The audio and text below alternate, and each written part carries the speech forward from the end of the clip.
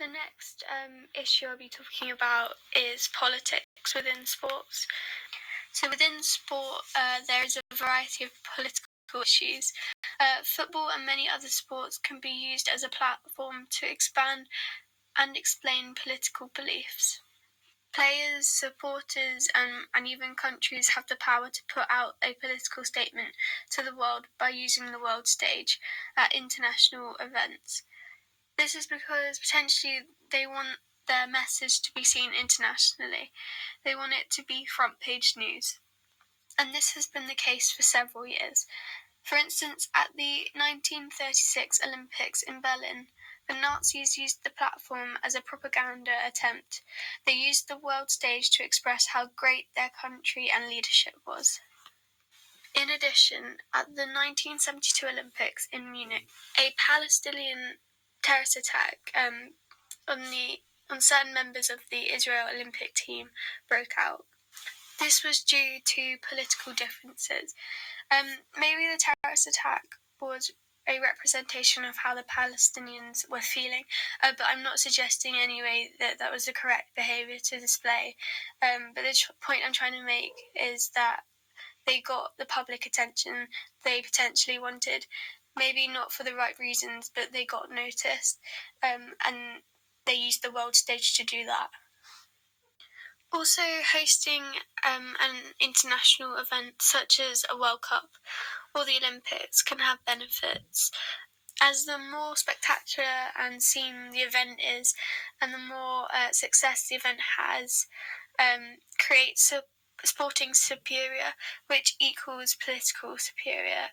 So, for instance, China, they put on a massive show when they hosted the Olympics, which just heightened and highlighted their communist beliefs, as in they just showed off what their country could do, and it just so happens that they are a communist country and they have communist beliefs. So some might call it the shop window effect, as in if the show that they display is so great and spectacular, then it gives a taste of what the country has to offer, and then more people will be intrigued, increasing the amount of tourists they get, so increasing tourist numbers, and then therefore boosting the economy. In addition to this, boosting the economy by increasing tourism also boosts financial revenue, as the more tourists there are, the more tickets will go on sale to international events, and more people want to visit the place and the country afterwards, after the event, because of the atmosphere.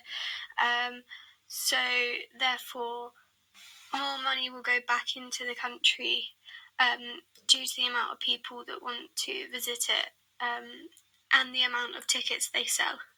There can be politics when it comes to choosing the country that hosts an international event, but with this there can be a benefit in terms of the government's association in the facilities that are created. If they're in top condition and then after the international event open to the general public, this can result in lifestyles being healthier, and therefore in London, for example, with the Olympics, and now also the Olympic Park is open for the general public to use, there therefore can be a decrease in NHS cost, as less money will be spent on people that have health problems that can be fixed by themselves, such as like obesity and diabetes, because they'll be doing something about it by doing exercise because of the top facilities that are available. Racial issues can link with political issues, and the way athletes or people get their view across is similar to the way and how political views are noticed in sports. So recently, President Trump was dismissive of racial problems that are occurring in American football. So as a result, players symbolically challenged this by kneeling and used their media platform and power to make that political statement of no racism within their sport. After the Women's Football World Cup, there was speculation whether the USA would be invited to the White House after they won the tournament.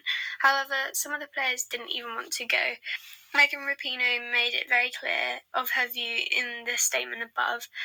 She didn't want to go as she doesn't support Trump. Therefore, she used her media platform to subtly promote her political views. In addition to this, Alex Morgan's celebration about sipping tea can be suggested as that she was making fun of England. So that's sort of her political view of what English people do.